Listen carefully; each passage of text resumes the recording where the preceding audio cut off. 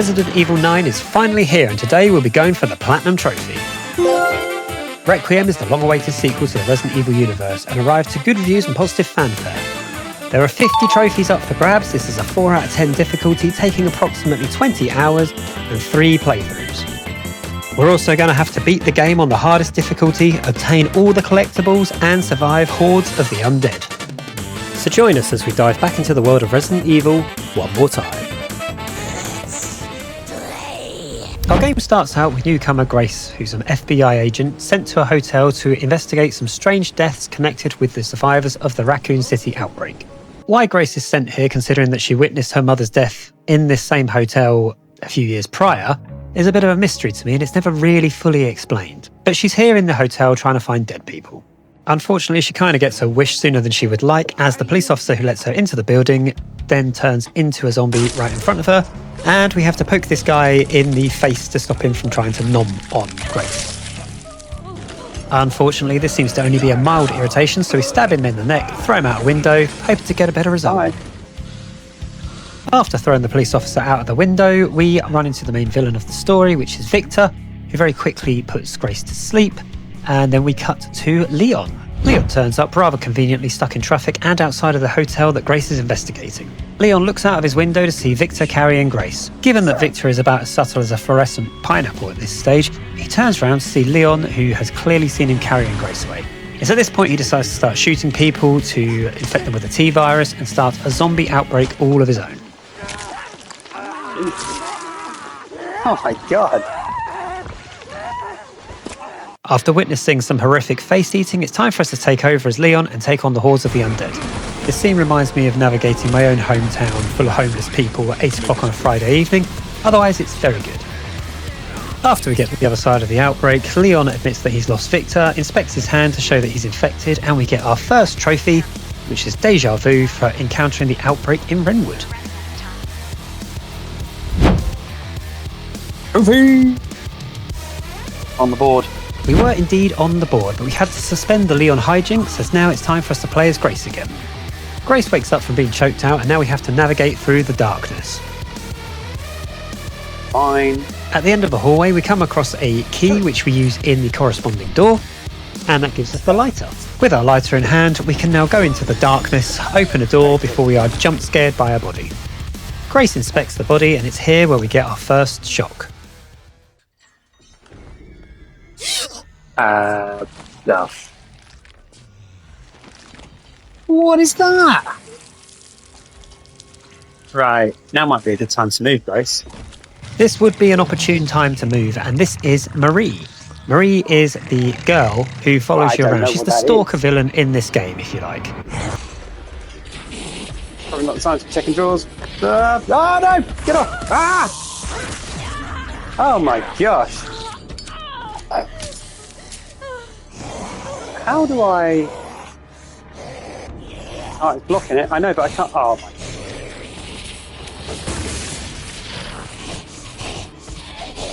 This...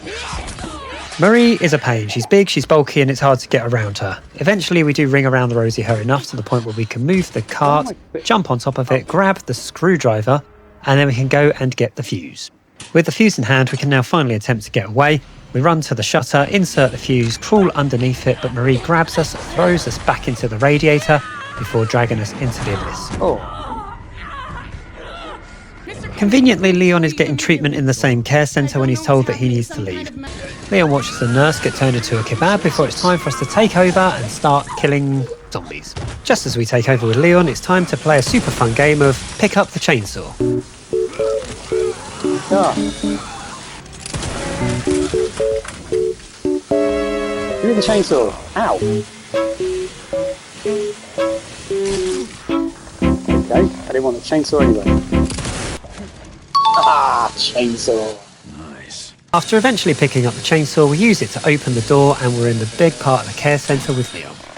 It's also here where we get our next trophy, and that's for finding the first Mr. Raccoon doll and breaking it, which gives us the trophy, The Hunt Begins. Trophy! Leon arrives just in time to rescue Grace from Marie, shoots her in the head a couple of times, thus killing her. During introductions, Victor brings down the shutters in between Leon and Grace, which separates them. Leon hands Grace his gun before he decides to take on Victor in a fist fight. The fight doesn't go too well for our boy, he is then choked out, and we're left to take over with Grace. We get trophy number 3 here when we find an antique coin on the desk. We decide we don't know what to do with it, so we want to keep it safe. We open a chest, put the coin into the chest, and that gives us our trophy, which is out of sight, out of mind, for storing an item in the item box as Grace. As Grace, we explore the west wing of the care centre and we find our handgun. We then solve a puzzle, which helps us to unlock a box, which gives us our first quartz. We need 3 quartz in order to leave the care centre, which is why these are important. We also get access to the gambling room, and it's here where we get our east wing keycard.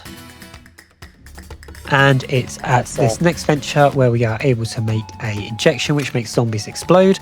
Once we use that on this unsuspecting zombie, he goes pop, and that gives us the trophy Fatal Dose, and that's for defeating a zombie using the hemolytic injector. In the next couple of rooms down the corridor, we get the blood collector, which we're going to need for a couple of trophies. And at this point, we get to inspect a blood vial and solve a problem, and that gives us the trophy Science. I might have been overthinking that a little bit. Trophy! Science! Just like a magpie, we see a shiny thing on the floor, so we go to investigate it and get another surprise. Oh, I've got the level 1. Oh, what is that? That is Chunk, and he is a big boy. Okay. Excuse me, sir. Whilst we're running away, we go back into the room we came, pick up a lockpick, and this can get us our next trophy, which is called Like Mother, Like Daughter, and that's for using a lockpick. Rare. Oh, do you reckon where there's a lot of blood, we make the realisation that we can collect a lot of blood from puddles, and that gives us the trophy, the power of blood, when we make some handgun bullets. Oh, does that mean that we can make... I can make bullets. The power of... For the trophy, the power of blood, we had to craft an item using the blood collector, which we did with the bullets. For the next trophy, we have to use 300 microsamples of infected blood, and doing so gives us the Blood More Blood trophy.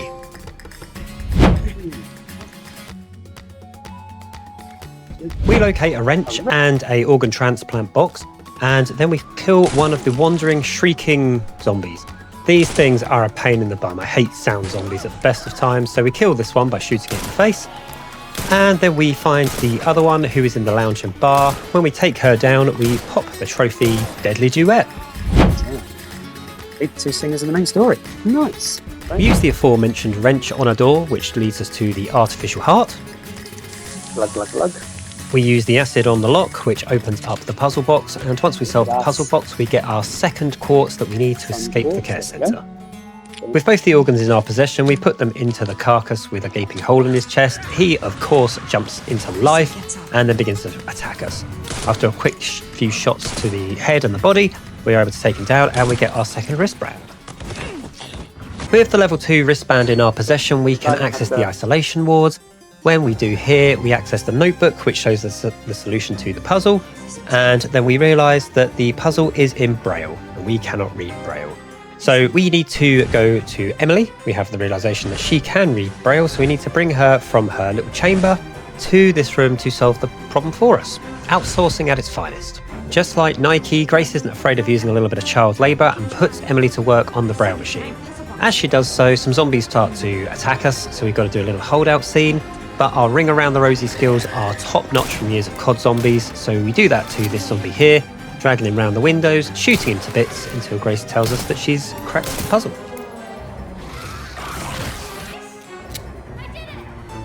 Emily is as proud as punch as she shows us the quartz that she's managed to acquire before the wall explodes and in walks the girl, or Marie, whatever we're calling her these days.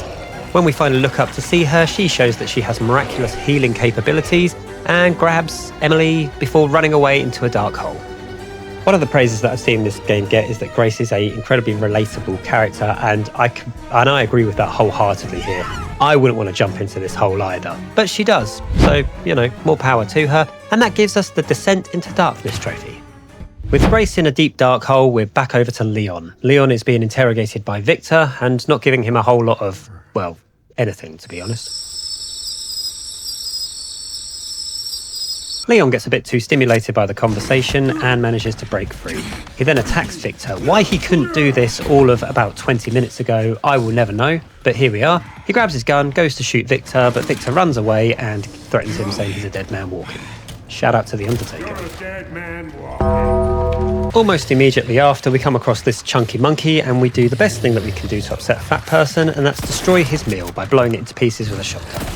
We then play a little bit more Ring Around the Rosie with a shotgun, shooting him in the face, retreating, shooting him in the face, so on and so forth, until he explodes like somebody popping a water balloon.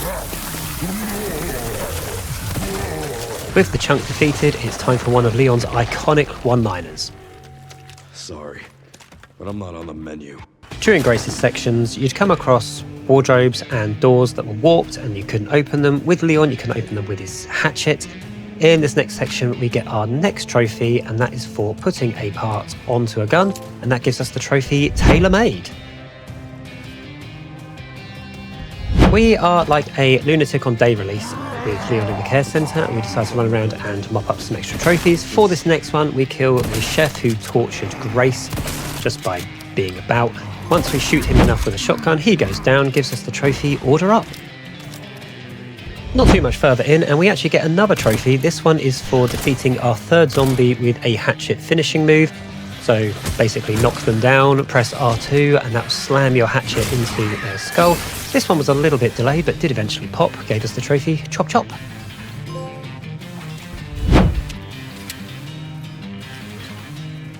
Now that we've done our best impression of ending everything in the care centre, we decide to make our way on with the story. We come to this big room here, this extremely fun little fight. If you played RE4, the original or the remake with Leon, this is going to be something that is right up your alley. We do get another trophy here actually, and that is for parrying an attack. So this guy here tries to smack us, we deflect it with our knife, which is quite important in RE4 if you played that, and that gives us the trophy Untouchable. In the same room we get our next trophy. For this one, it was more curiosity really to see what would happen if I was to throw a weapon at an enemy. So that's what I do, I throw this weapon here, it hits this guy clear in the face, and that gives me the trophy Can I Borrow This? Apparently not.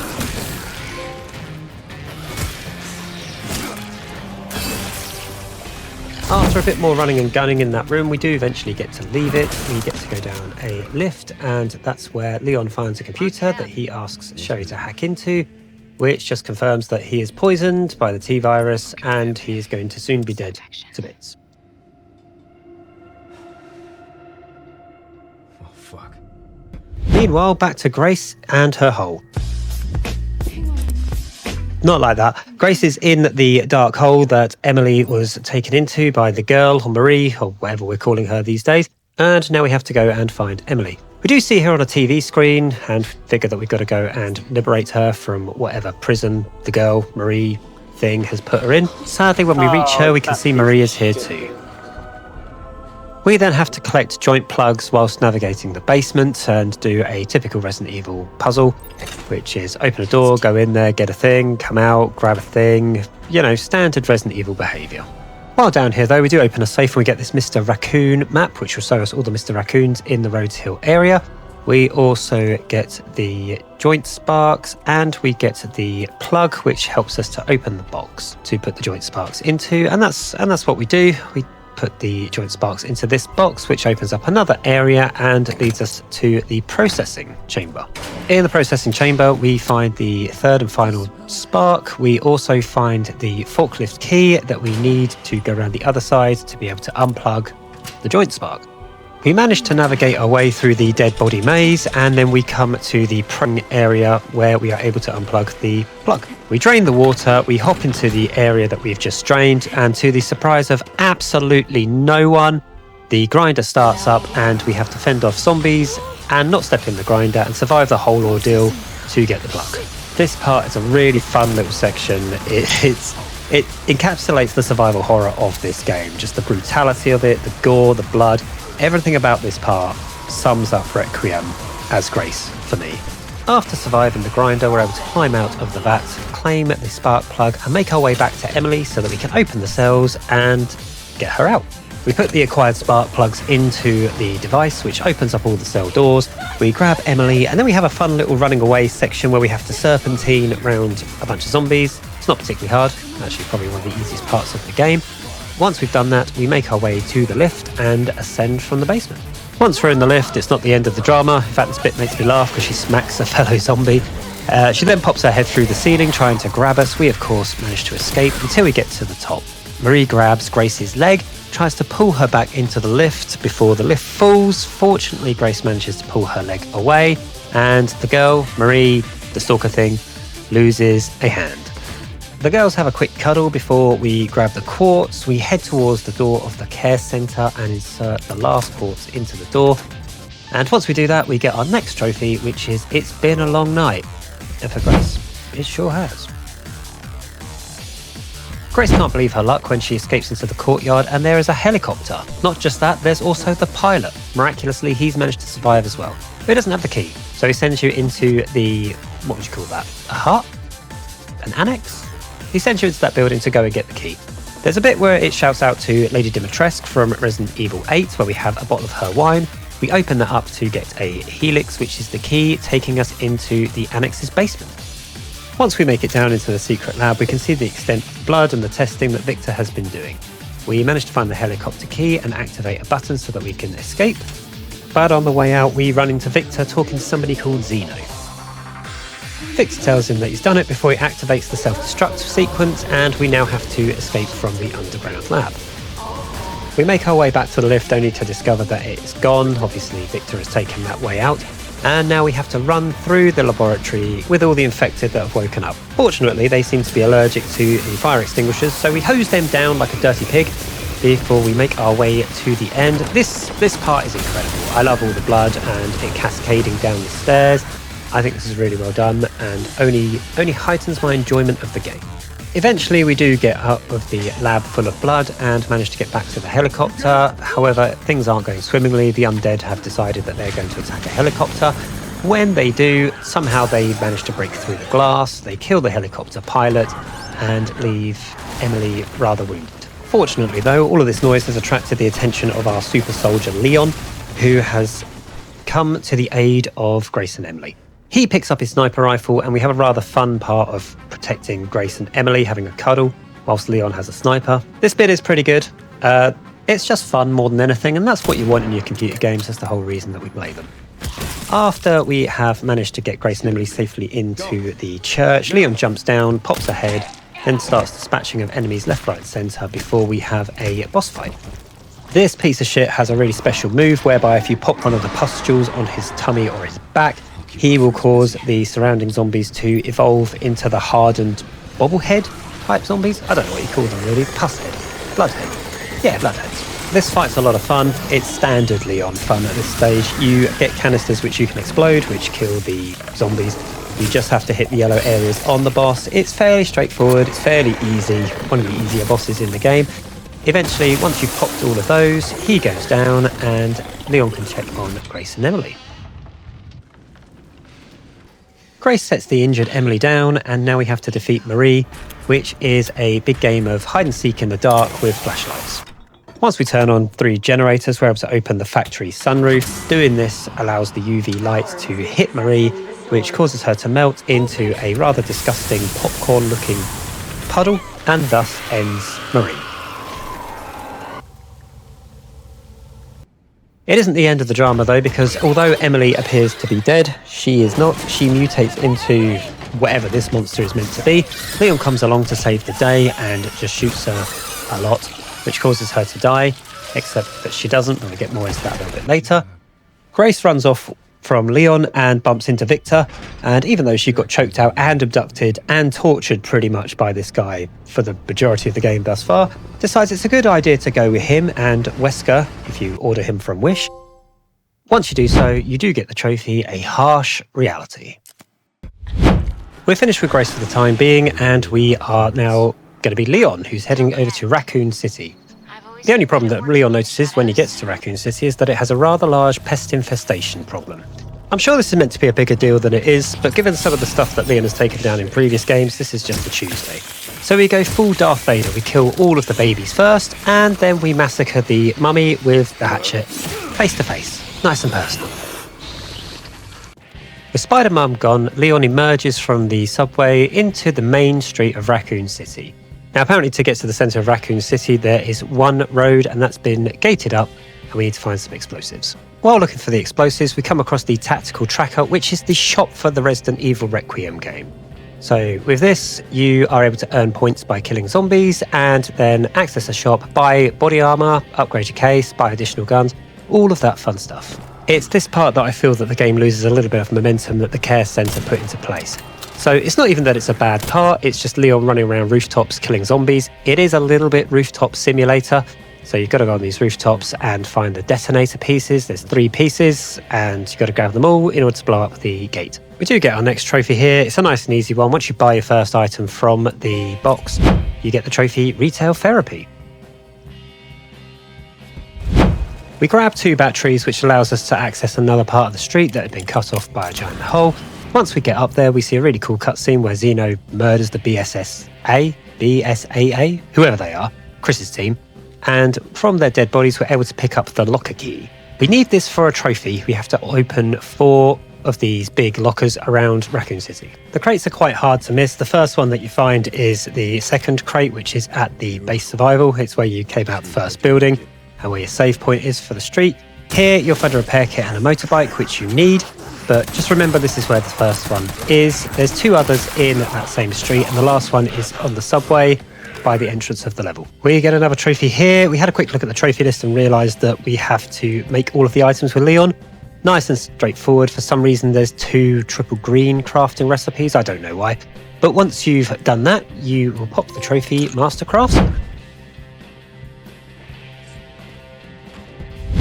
My least favourite enemies in Resident Evil Requiem are by far and away the mortar enemies. These guys just suck. There are 3 of these mortar enemies in this little section. You have to take them out from a distance and other zombies can come along and work the mortars. It's literally just you getting beamed across the map for no reason. Another annoying part is if they don't hit you, then they can still stun lock you, which means another one, or a zombie with a gun, can shoot you and hit you, and it causes you to lose an extortionate amount of health. After being ragdolled for what felt like an eternity, we did manage to make our way through the mortar zombies, blew them all up, and we were able to find another detonator part. So that's 2. After messing about in the subway for a little bit, we did manage to find our final BSA crate, and opening that gave us the trophy Crate Expectations.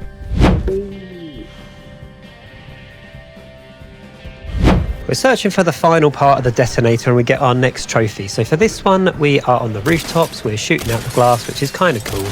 Check out this scruff who actually backs off of one of the broken windows. Clever boy, but I still get him. This little batch of zombies, however, gave us kill number 300, which gives us the trophy Seasoned Pro. It's not too much further after the glass section where we get the relay part. That's our final piece of the detonator. And then we just got to make our way through some more zombies. There's quite a lot of zombies to kill in this part, but it's not too difficult. Eventually, we come to the platform. We need to lower ourselves on it and fight off waves of zombies. This bit is, again, like most parts here, quite fun. I've shitted on the rooftop section, but actually looking back on it, I quite enjoyed a lot of it. We do have quite a funny moment in this next cutscene where the support for the little platform breaks and it just chucks one of the zombies down the hole, and as you can hear, I'm heartbroken. Well, oh no, poor zombie. Once you manage to survive this onslaught of the undead, you have to then run through a cave. Once you get to the other side of the cave, run up a hill, you get the trophy Going Down, and that's for surviving the platform section. With all the detonator parts collected, we can now blow up the gate, get on the motorbike and head into the centre of Raccoon City. It's at this point that we learn that Gideon is watching us for some reason and decides to shoot at us with rocket launchers and send zombified, I guess they're dogs, but like an evolved form of dog. It's at this stage we actually get our next trophy, and that is for interrupting one of Victor's attacks when you're on the motorbike. Once you do so, it'll give you the trophy Road Rage. That would be that. There you go. We play a quick game of chicken with Victor and watch probably one of the more comical deaths in the series. He gets dragged to his death by a motorbike, which is actually quite funny. And then we get another iconic one-liner from Leon. Should have worn a helmet. No. Is that the alleyway from the RE2 remake? It is. This is the opening scene from the RE2 remake. Look, that's where the tanker blows up. And you go this way.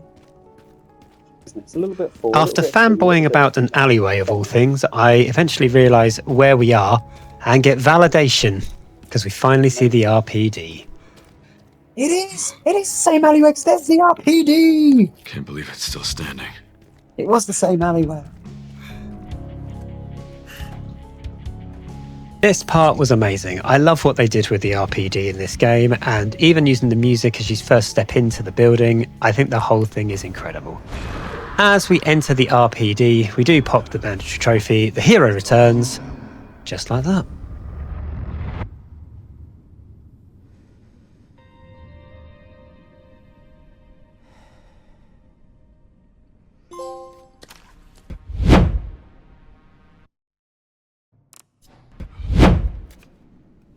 When Leon stands in the RPD for the first time in 28 years, it brings back a feeling. I know we're saying 28 years, but the remake was only actually a few years ago, so maybe that's not accurate. In any case, Leon sees Grace and Zeno on the monitor and decides to pursue them. Leon gets there just in time for Grace to finish watching a story about her clones from when she was younger. Leon storms in, trying to be the hero, as per standard Leon, and comes up against Discount Wesker. Wesker dodges all of his bullets and then decides that he's had enough of Leon and it's time to summon a tyrant.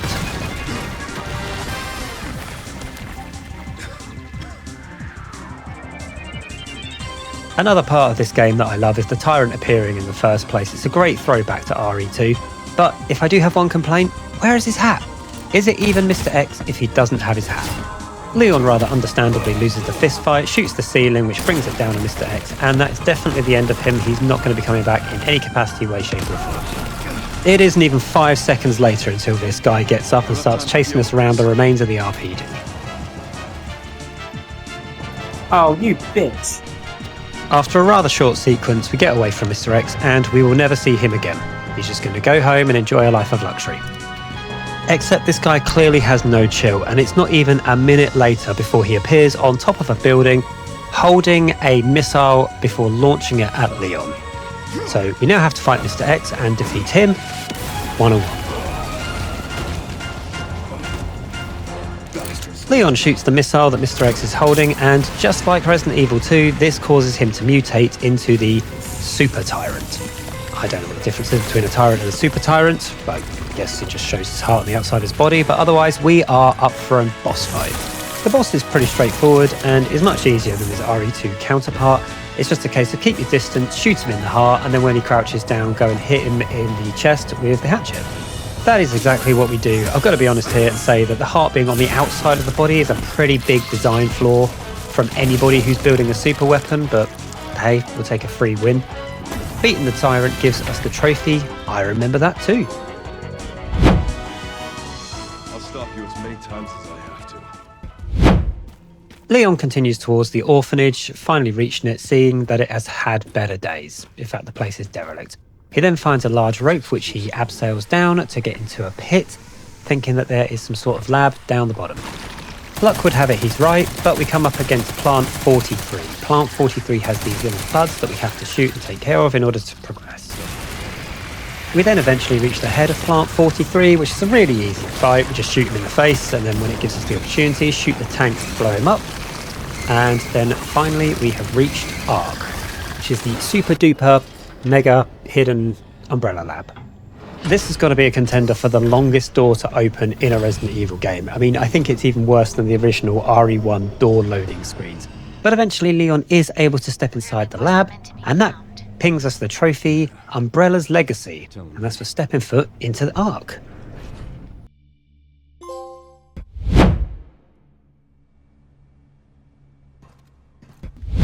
Now that we're in the Ark, Leon uses one of the computers to see that Grace is still with Zeno. Surprise, surprise. She's up and walking around. He then gets ambushed by a load of foot soldiers that he has to take down one by one, which is I mean, it's Leon, so it's pretty easy. Leon defeats all of the foot soldiers, runs down a hallway, and then meets their commander. Backup is on the way. Not necessary. I'll neutralize the target myself. This is probably the coolest cutscene in the game, and I am all for it. Hunk is an incredible character, he's good in the RE2 remake, and the fight between him and Leon is incredibly necessary, and it actually gives some importance to his character. He hasn't done anything since Resident Evil 2. I know he's appeared in spin-off games and Operation Raccoon City, but it's good that they actually gave him a platform in a mainline game.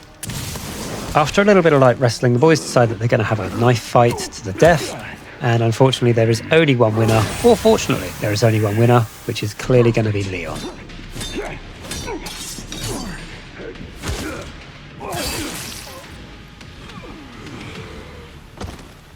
Leon catches Hunk in the throat with a hatchet, and that is the end of the fight. Leon moves on and gets to the ground control room where he sees Zeno and Grace. Discount Wesker and Leon have a quick face-off where Leon tries to shoot him. Obviously, he does his Wesker thing and zips about. Gets behind him, puts a gun to his head. Leon manages to cut his hand off, but it's all a bit much. He ultimately loses. Leon is able to get away by shooting an arm, jumping aboard it with Grace, and getting out of dodge. The two end up in a tip where Leon suffers with a bout of narcolepsy. Fortunately though, because it's Leon Kennedy and he's got plot armor, absolutely nothing happens to his unconscious body. He wakes up, asks how long he was out, they don't know, and then Grace and Leon embark on the final mission, which gives us the appropriately named trophy, the final mission. Playing as Grace, we've got to sneak around some liquors so they don't grab us. They're still blind but can hear really well. We grab a bottle of acid before we shoot some liquors in the head, thus killing them, and opening a door for Leon. With the door open for Leon, we've only got a couple of bits left to do as Grace. The first thing we need to do is find these orbs. We find the red one first of all. We then get attacked by a group of zombies, but fortunately we have Molotov cocktails on hand just to keep the zombies warm. I mean, they've got no clothes after all, so, you know, we need to heat them up. And after a little bit more sneaking around, Grace finds her second ball. With both the orbs in her possession, she's able to open a door which gives her access to, I think it's like Spencer's main computer. She can put in the floppy disk that she found in the opening scene, which was really important. That shows her an interview where it shows that Spencer is trying to redeem himself by looking after Grace as a child. That kind of concludes it for Grace. We're over to Leon, who is now getting ambushed by lickers. The lickers in this game are really easy to deal with. It's just a case of press block before they hit you and you will parry them, I'd say 90% of the time. And we use this technique to get our next trophy. Funnily enough, we actually missed the easy parry technique I was just talking about, and this licker very nicely slaps us in the face to wake us up. It's a good job that it does, because we managed to parry the tongue, which cuts it off, and that gives us the trophy, That Got Your Tongue. After killing a handful of lickers and zombies, Leon makes his way into the elevator and up the yellow stairs, going back to where he was with Zeno 10 minutes ago. Grace sees Leon collapse and rushes to his aid. They have a quick cuddle and go into the final boss fight, which will be against Zeno. Grace has to put in the code, which is either Hope, or she can put in the wrong one and destroy the Elpis, which is the big bad virus. Turns out that the big bad virus is not a virus but an antivirus, and it actually cures people. At this point, Victor, who was not killed by the motorcycle, shockingly, pops in and takes care of Zeno with one punch after calling him a cheap imitation. Grace injects Leon with the antidote to make him strong enough to fight, and then it is into the final boss. Leon somehow survives a fall that would kill most people, and then we see Victor Gideon running around with his weird tentacle arm thing. Victor isn't particularly tough. It's a case of shooting him in the face and parrying his attacks when he tries to slap you. He does have a couple of attacks where he uses electricity to zap you and you just got to run away. And he does have the aesthetic of a mutated Doc Octopus, which I'm actually for. I think it's kind of cool. With enough shots put into him, he does eventually die. He falls off the platform, and that is definitely the end of Victor Gideon, and we'll never see him again. It's literally not even 10 seconds later before Victor reappears, and it's apparent that he's not just a person with a virus in him, he's actually a nemesis and has been the entire time. Well, now that he is a nemesis, we have to fight him like a nemesis from RE3 Remake, and he's just a big blob, but we got to shoot the blobs on his body. If you fought the Nemesis in the RE3 remake, this is a really, really easy fight. It's pretty much exactly the same. I don't think there's any different attacks in this fight whatsoever. Eventually he grabs Leon, and this signals the end of the fight. Leon climbs up the beast, jumps into him, and manages to take out the Nemesis with his hatchet. Jill needed a railgun. Leon can use a hatchet. This Nemesis takes a day and an age to die, so whilst he is dying, Leon decides to have a little bit of fun with his limbs, pulls out his Requiem and starts shooting them. I mean, he makes it just look like it's for fun. It's purely for entertainment. He's not in any danger here whatsoever. Eventually, though, after spinning his Requiem around a little bit, he does put Gideon down for good, and that is the end of the game. All that's left is to watch Victor Gideon burst into pus and blood, which is a lovely sight in itself. Grace and Leon get rescued by what turns out to be Chris's team, and then we pop a series of trophies. So the first trophy that we pop is Hope and Requiem, and that is for completing the main story by releasing Elpis, which is the good ending that we've got there. We got Rising Agent, and that's for completing the main story on at least standard modern difficulty. And we got Rookie Agent for completing the game on at least casual difficulty.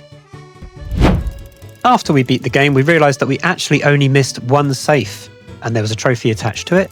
So we jump back in, grab the code, and then run back to the safe. Whilst we put the code in, we get the trophy, no safe is safe. Safe. The next trophy is really easy. There is a standard classic mode which requires you to use ink ribbons. When you use one with Grace, it gives you the trophy the old-fashioned way. Nice and easy.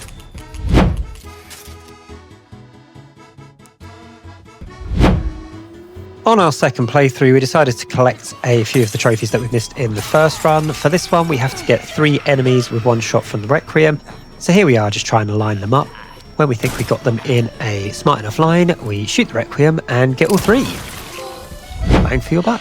Jesus. This next one was a massive pain in the bum, and I fluffed this up probably about 4 or 5 times. So what you need to do is you need to get the blind zombie, who he's not blind, but people say he is blind.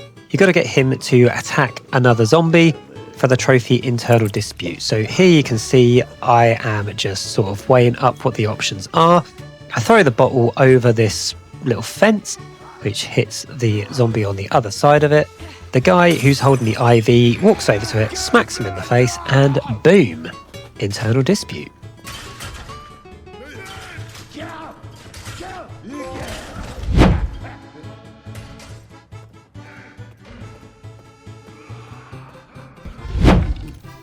For this next one, which we've used the same location for, it's a good hallway. What can I say?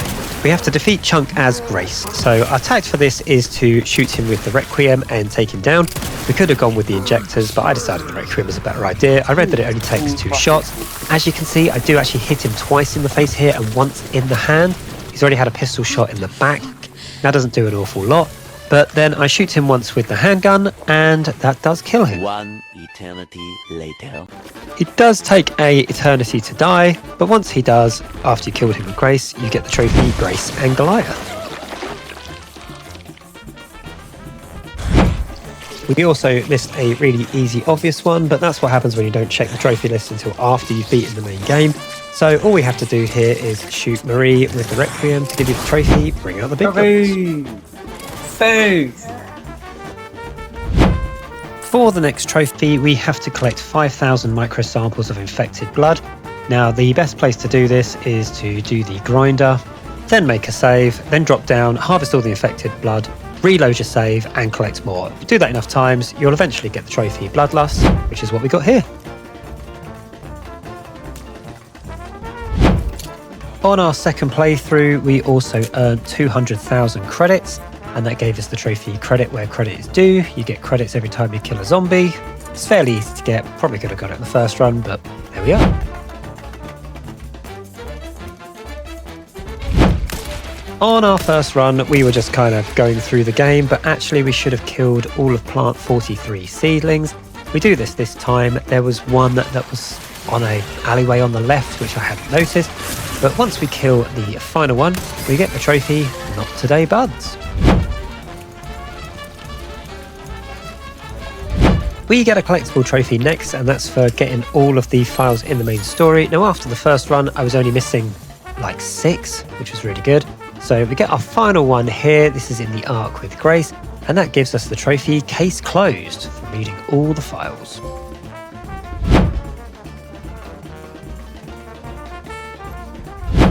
Time to complete the story again. On the second playthrough, I wanted to see what the bad ending was, so we put in Destruction. And long story short, Leon gets shot in the head and everyone dies. It's a bit morbid, but once we completed the game on Standard Classic, we got the trophy Resolute Agent.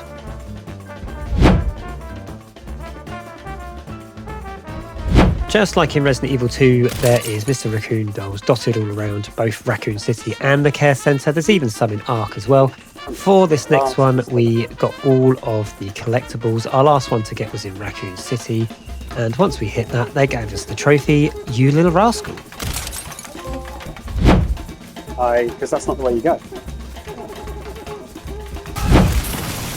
On our third playthrough, we decided to make life a little bit harder for ourselves. So here we are beating the game, and we should get a few trophies here. The first one that we get is Never Touch the Stuff, and that's for beating the main story without using any herbs or med injectors. We then got Minimalist, and that's for completing the main story without Grace using the blood collector. And we get Speed Demon, and that was for completing the main story by releasing Elpis within 4 hours. With the last 3 trophies that we unlocked, it gave us the ability to purchase stuff in the shop. That was the unlimited ammo, the rocket launcher, and the unlimited rocket launcher ammo. And this makes the hardest difficulty a cakewalk, as you can see by this footage here. So you just run through the game with the rocket launcher, and once you do, at the ending you get Remarkable Agent. After we unlocked Remarkable Agent, we got enough points in the shop whereby we could buy the rest of the artwork and the models. So here's the first one. This is the models, and you get some cool pictures of like the zombies, the blister heads, the more zombies. You know, it's all good time, but that gives us the trophy Model Mania. And just like looking at all the models, we get our next trophy for looking at all of the artwork. Some of the artwork's really cool. I like the designs. You can see like the Super Tyrant there. You can see the Ark. I mean, it's all beautifully drawn out. It all looks good. But eventually, that gives us the trophy Curator.